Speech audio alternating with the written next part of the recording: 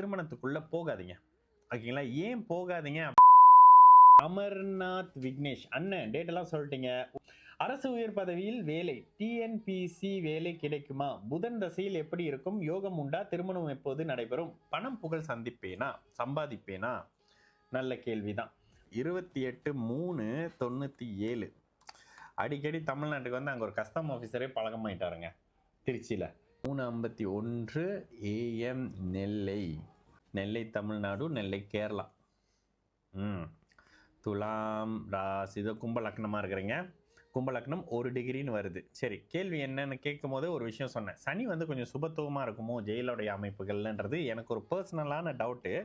இந்த அமைப்புகளில் சனி 16 டிகிரி, சூரியன் வந்து இவர் அஸ்தகங்கமாக ஆகி அதுக்கு பிறகு சுக்கிரனும் அஸ்தகங்கமாக இருக்கக்கூடிய அமைப்பு. செவ்வாய் ஒரு அளவுக்கு வலுத்து தான் இருக்காரு.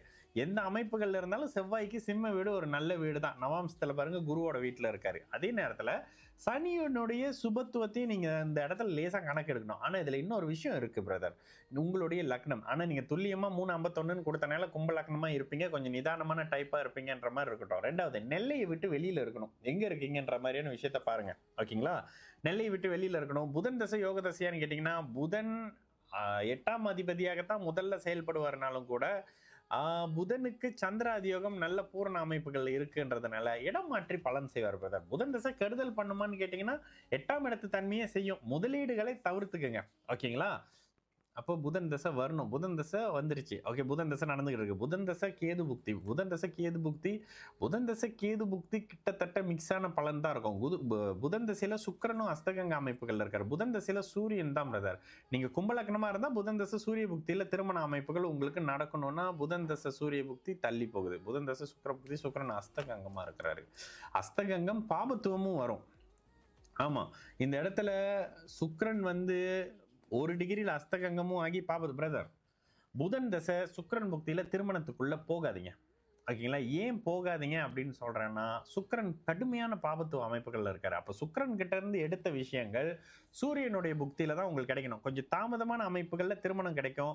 சூரியன் சுபத்துவம், சிம்மம் சுபத்துவம்ன்ற காரணத்தினால உங்களுக்கு கொஞ்சம் உயர் அமைப்புகள்ல வேலை அமைப்பு கிடைக்கும். ஏன்னா புதன் தசை கேது தசை எல்லாம் ஒரு அளவுக்கு நல்ல அமைப்புகள்ல வரக்கூடிய தசை தான். கேதுவெல்லாம் ஒரு மாதிரி மிக்ஸான அமைப்பு பண்ணுவாரு. என்ன இருக்கிற இடத்த விட்டு தள்ளி நல்ல அமைப்புகள்ல வேலை அமைப்பெல்லாம் நடக்கும். சரிங்களா?